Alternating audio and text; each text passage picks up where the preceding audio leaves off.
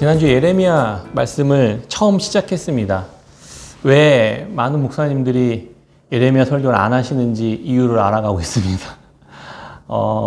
너무 이렇게 다루기가 어렵고 내용들이 무거운 내용들이 너무 많이 있기 때문에 너무 노골적이고 또 직접적인 심판과 경고, 파괴와 멸망 이런 이야기들이 다루기 되게 쉽지 않은 이야기일 수 있겠다 싶은 생각이 듭니다.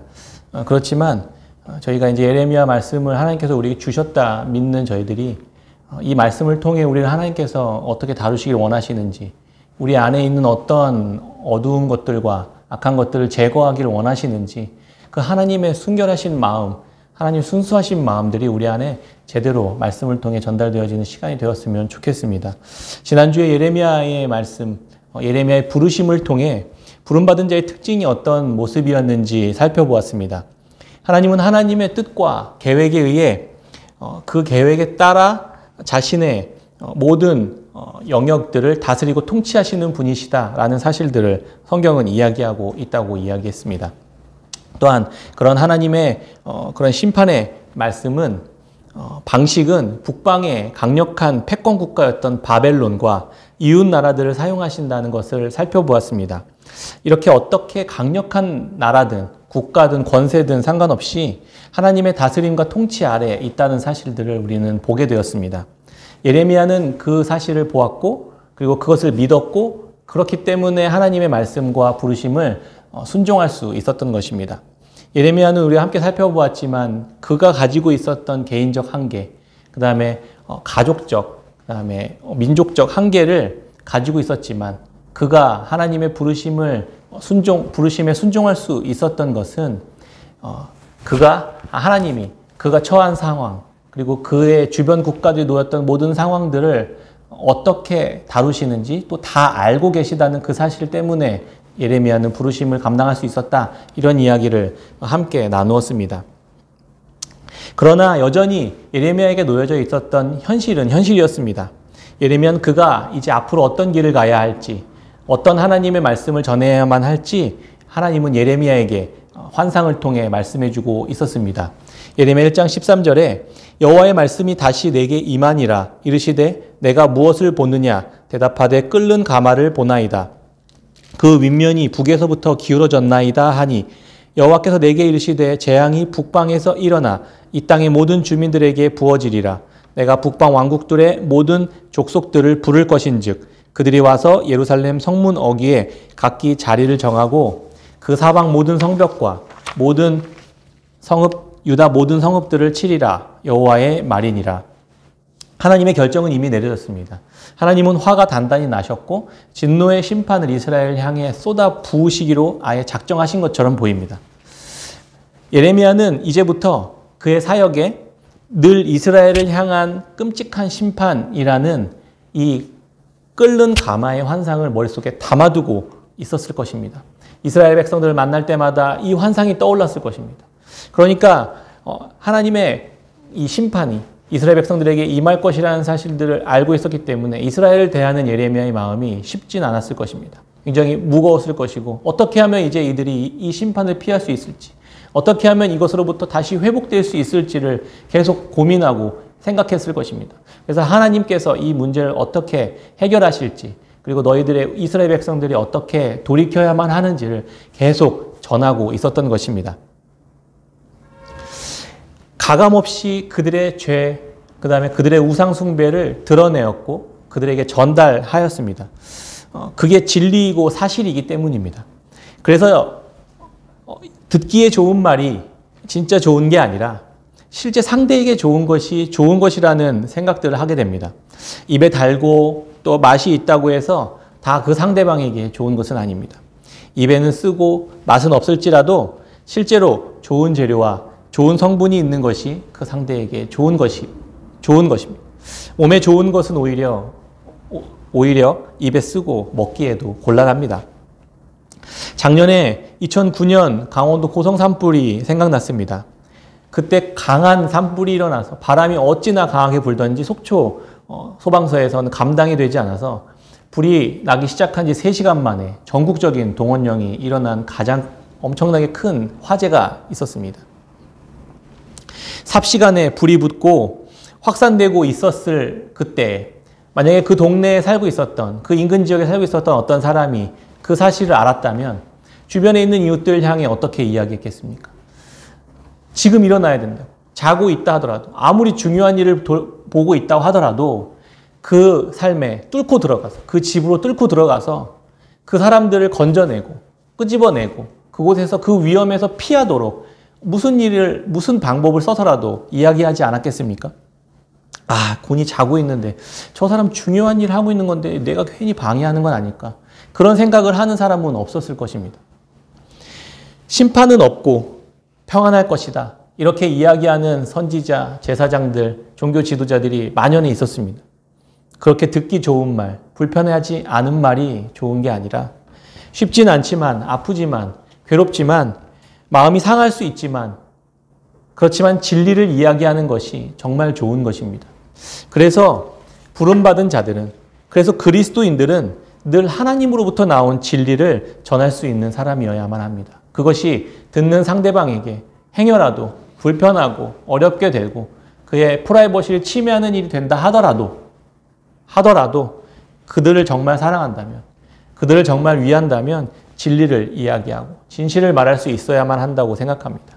그렇게 서로를 진리를 말함으로 서로를 흔들어 깨워줄 줄 아는 그러한 교회, 그러한 깨끗한 샘 교회 성도님들이 우리가 서로가 서로를 향해 그런 사람들이 되었으면 좋겠습니다. 하나님은 그런데 왜 이렇게까지 불편하고 어려운 이야기들을 해야만 하고 진리를 이야기함으로 인해서 심판을 선언해야만 했던 것일까요? 그리고 왜 이렇게 하나님은 화가 났던 것일까요? 두 가지 이유 때문이었습니다. 예레미야 1장 16절에 보면 무리가 나를 버리고 다른 신들에게 분향하며 자기 손으로 만든 것들에 절한즉 내가 나의 심판을 그들에게 선고하여 그들의 모든 죄악을 징계하리라. 하나님께서 이렇게 화가 나셨던 것은 이스라엘의 죄 때문이었습니다. 이 16절의 말씀에 의하면 죄란 첫 번째는 하나님을 버리는 것이다 라는 것이고 두 번째는 우상을 숭배하는 것이다 라고 말하고 있습니다. 이스라엘 백성들이 기억하고 마음속에 새기고 있어야 할 이 10계명 중에 첫 번째와 두 번째 계명이 바로 여기에 속해 있던 것입니다. 이들은 첫 번째와 두 번째 계명부터 어기고 있었던 것입니다. 종종 이런 질문들을 받습니다. 모든 사람들이 다 구원받는 게 아니라면 예수님을 믿지 않는 사람들은 다 그러면 지옥 가는 겁니까? 어떻게 사랑과 은혜와 자비와 용서의 하나님이 자기 손으로 만든 인간들을 자기를 믿지 않는다는 이유로 자기의 말을 듣지 않는다는 이유로 다 지옥에 쳐넣어 버릴 수 있습니까? 그런 하나님이라면 전 안 믿겠습니다. 이렇게 당당하게 말하시는 분도 계십니다. 얼핏 들으면 일리가 있는 말인 것 같습니다. 그런데 우리들의 입장에서는 그렇지만 우리가 놓여져 있는 것은 우리가 놓치고 있는 것은 하나님의 관점이고 하나님의 가치이고 입장입니다. 하나님이 가치와 관점을 이해하지 못하면 좀 하나님 좀 너무 심한 거 아닌가? 너무하는 거 아닌가? 이런 생각이 들기도 합니다. 그래서 하나님은 예레미야에게 심판을 명하신 이후에 예레미야 2장 이후부터는 그 이유가 무엇인지를 설명해 주는 내용이 이어집니다. 2장 13절에 내 백성이 두 가지 악을 행하였나니 곧 그들이 생수의 근원되는 나를 버린 것과 스스로 웅덩이를 판 것인데 그것은 그 물을 가두지 못할 터진 웅덩이들이니라. 그 이유가 또 이어서 구체적으로 비유로 설명하기 시작합니다. 첫 번째, 다른 신을 섬기는 것은 생수의 근원을 버리는 것이다 라고 표현합니다. 하나님은 모든 생명의 생수의 근원이십니다. 마르지 않는 물을 계속해서 솟아나게 하시는 분이십니다. 그래서 그것을 먹이셔서 살리시는 분이신데 바로 그분이 하나님이신데 그 근원 되시는 하나님을 이스라엘 백성들은 버렸다는 것입니다. 하나님 아닌 다른 생명의 근원이 있다고 이스라엘 백성들은 믿었던 것입니다. 두 번째는 스스로 웅덩이를 팠던 것입니다. 당연히 생수의 근원 되신 하나님을 버렸으니 그 생수의 근원 되신 하나님부터 오는 이 생수가 다 끊어지니까 당연히 목마름이 생기고 당연히 갈증을 느끼게 되는 것은 당연한 원리일 것입니다. 그러니까 새로운 웅덩이들을 찾아 나서고 그것들을 스스로 얻겠다고 땅을 파기 시작했던 것입니다. 이 둘은 인과관계처럼 붙어 있습니다. 스스로 웅덩이를 또 파는 것뿐만이 아니라 거기에서 나온 물을 더 오래 보관하기 위해서 소유하기 위해서 가두어 두려고 했다. 이렇게 이야기합니다.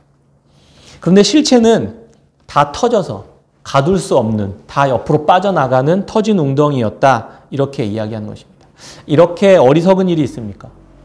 한번 이 말씀을 생각해 보면 멀쩡하게 잘 공급되고 있는 생수의 근원을 버리고 생수의 근원을 스스로가 찾겠다고 나서는, 또 웅덩이를 파보겠다고 나서는 고생하고 애쓰고 수고하는 모습을 한번 상상해 보면 정말 이것처럼 어리석은 일이 없습니다.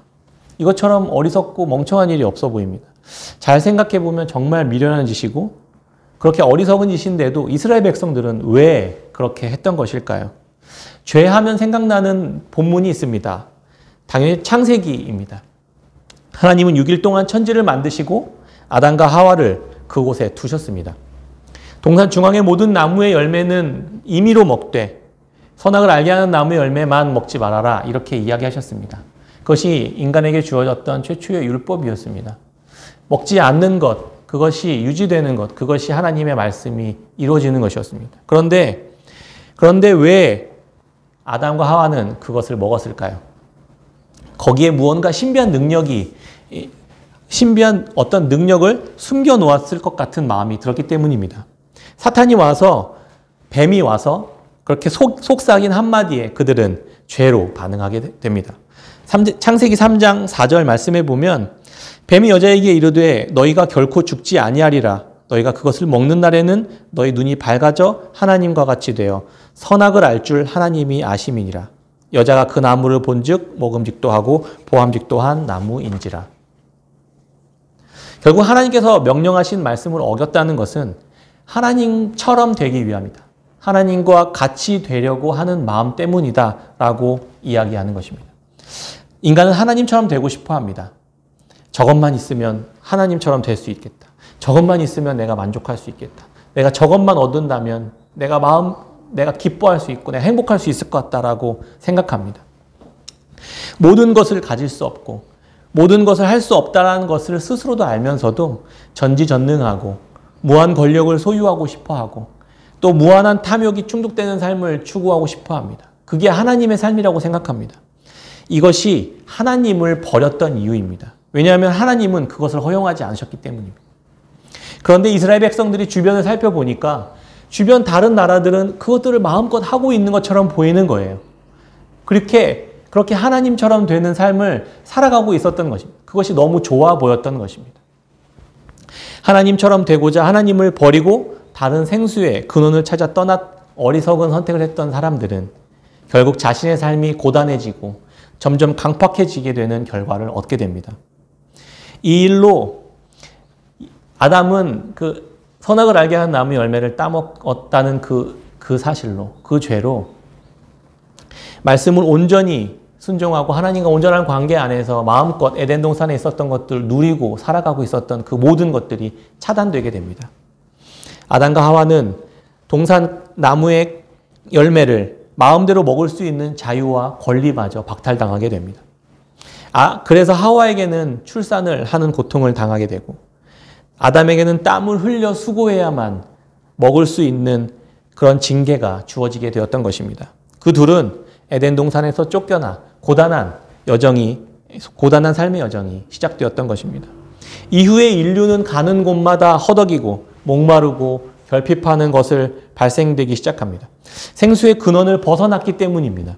이제 스스로가 웅덩이를 파서 스스로 생수를 구해서 얻어서 먹어야만 하는 그런 운명에 놓이게 되었던 것입니다. 그런데 그 생명은 영원히 소유할 수 없고 영원히 가질 수 없는 한시적인 것에 불과했습니다. 예레미야 2장 18절에 보면 내가 시올의 물을 마시려고 애굽으로 가는 길에 있음은 어찌 됨이며 또 내가 그 강물을 마시려고 아수르로 가는 길에 있음은 어찌 됨이냐. 이 시올의 물은 이집트의 나일강을 말하고 그 강물은 아시리아의 유프라테스 강을 말합니다. 생수의 근원되는 하나님을 버리고 인류의 문명이 발생한 이 눈에 보이는 나일강과 유프라테스 강을 소유하고 있었던 이 북쪽의 아시리아와 남쪽의 애굽의 그 막대한 제국의 힘과 부와 권력과 능력을 부러워하기 시작했던 것입니다. 이스라엘은 우리는 하나님을 믿고 따르는데 이 모양 요꼴밖에 안 되고 저들은 저들의 신을 믿고 따랐더니 저들은 저런 생수의 강을 소유하고 있던 것을 보니 저렇게 잘 나가고 떵떵거리고 즐겁게 누리고 있더라. 이렇게 두 삶을 비교하기 시작하면서 아, 우리가 소유하고 있었던 하나님은 능력이 없었던 거였구나 라고 믿어버리게 됐던 것입니다. 도대체 저들의 신은 누구이고 도대체 저들을 먹이고 저렇게 풍요롭고 잘 먹고 잘 살게 하는 저렇게 마음껏 자신의 욕망들을 추구해 가는 채워가는 그런 삶은 도대체 어디에서 기인한 것일까 생각해 봤을 때 저들이 가지고 있었던 우상을 끌어들이기 시작했던 것입니다. 대표적으로 바알신이 있었습니다. 그 이름의 의미는 주인, 소유자, 남편이라는 뜻을 가지고 있습니다. 그런데 원래 이스라엘에게 하나님께서는 주인이고 남편이셨습니다.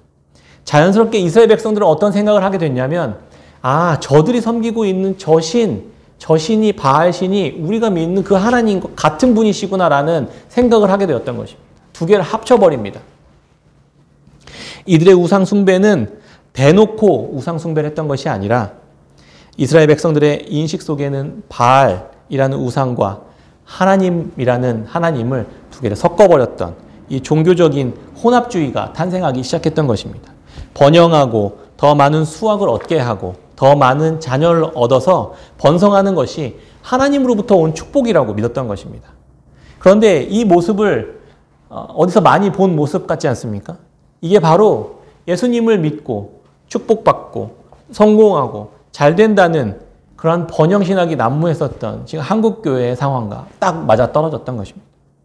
이 같은 원리로 우리는 하나님을 믿는다고 착각하면서 신앙생활하고 있었음을 부인할 수가 없었습니다.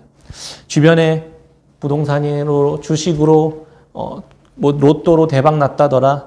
그리고 또 블록체인이다 이런 신기술에 투자했더니 대박 나서 그냥 한 방에 외제차도 바꾸고 집도 사고 명품도 사고 그렇게 해외여행도 다니고 했다더라.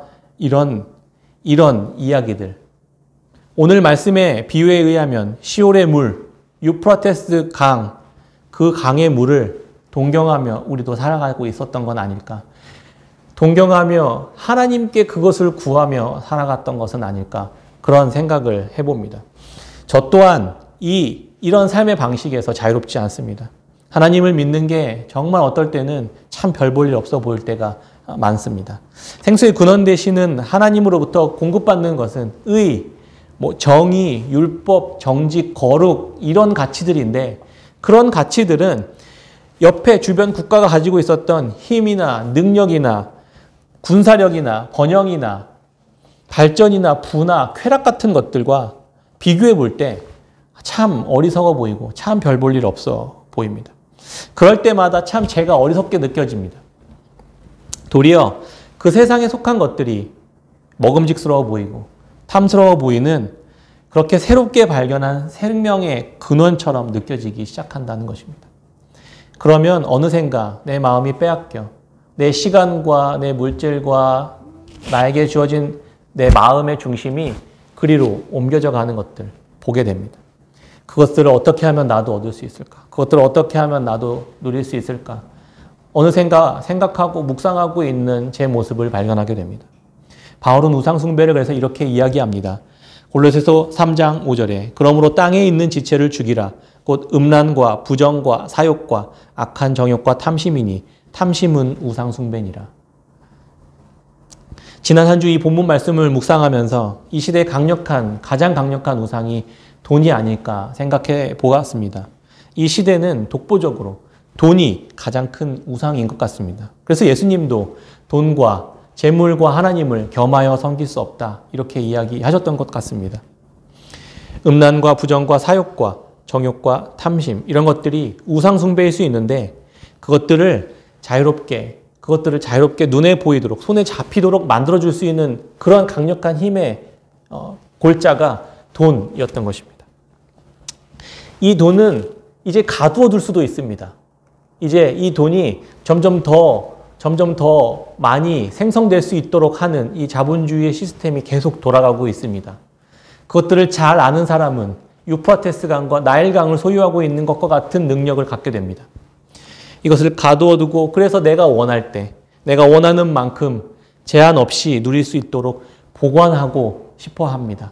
어떻게 하면 그것들을 그렇게 보관할 수 있을지, 어떻게 하면 스스로 샘솟는 생수의 근원을 내가 소유할 수 있을지, 그런 것들을 연구하고 바라기 시작합니다. 그런데 하나님은 분명히 이야기하십니다. 그것은 터진 웅덩이이고 담아둘 수 없는 웅덩이일 뿐이다 라고 하나님은 말씀해 주고 계시는 것입니다. 그건 절대 하나님이 될 수 없습니다. 흉내를 낼 수 있지만 하나님일 수는 없습니다. 반드시 그것들은, 그 세상의 생수들은 반드시 우리를 배신하게 됩니다. 예레미야 2장 36절에 내가 어찌하여 내 길을 바꾸어 부지런히 돌아다니느냐. 내가 아수르로 말미암아 수치를 당함같이 또한 애굽으로 말미암아 수치를 당할 것이라. 내가 두 손으로 내 머리를 싸고 거기서도 나가리니 이는 내가 의지하는 자들을 나 여호와가 버렸으므로 내가 그들로 말미암아 형통하지 못할 것임이라.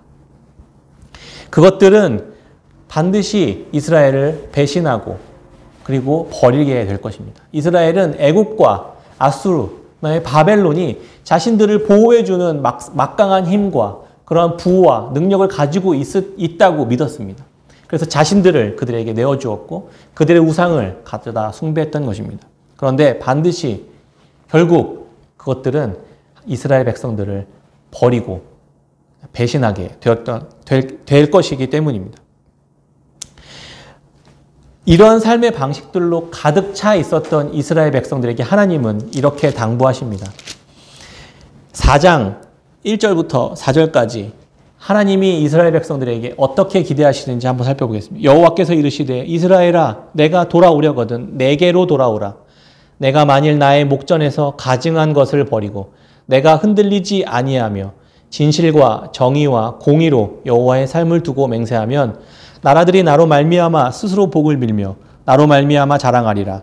여호와께서 유다와 예루살렘 사람에게 이와 같이 이르노라. 너희 묵은 땅을 갈고 가시덤불에 파종하지 말라. 유다인과 예루살렘 주민들아 너희는 스스로 할례를 행하여 너희 마음 가죽을 베고 나 여호와께 속하라. 그리하지 아니하면 너희 악행으로 말미암아 나의 분노가 불같이 일어나 사르리니 그것을 끌 자가 없으리라. 하나님은 생수의 근원 되신 하나님과 생수의 근원되는 또 다른 하나님처럼 보이는 것이 합쳐져 있는 우리들의 삶 안에 찾아 들어오셔서 하나님 흉내를 내고 있는 그것들을 제거해버리라고 당부하시는 것입니다. 묵은 땅을 갈아엎는 것, 가시덤불에 파종하지 않는 것이 바로 하나님이 우리들을 향해서 하시고자 하는 일들이었던 것입니다. 하나님은 그래서 이스라엘 백성들에게 심판을 명하고 계셨던 것입니다. 묵은 땅에 씨를 뿌려봐야 아무런 작물이 일어나지 않습니다. 가시덤불에 파종해봐야 열매를 맺을 수 없습니다. 이미 죄악과 하나님이 한 몸이 되어 있어서 우리 안에 한 몸이 되어 있어서 하나님도 아니고 우상도 아닌 그러한 회개망측한 그러한 삶을 살아가고 있었던 이스라엘 백성들에게 너희 스스로 할례를 행하라. 너희 마음에 가죽을 베어라. 이렇게 말씀하십니다. 가죽을 벤다는 것은 우리의 이미 우리와 한 몸이 되어 있었던 이 탐욕과 우상 숭배하는 것들을 잘라내는 것입니다.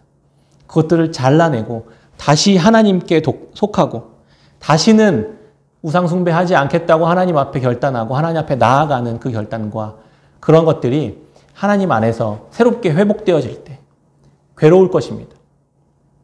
살을 베어야만 하고 나의 한 몸이 잘라져 나가야만 하고 그런 것들이 이스라엘 백성들에게는 징계와 심판과 멸망이라는 것으로 찾아오게 되었던 것입니다. 하나님은 이스라엘 백성들을 향해 그렇지만 끝까지 심판하지 않으시는 분이십니다.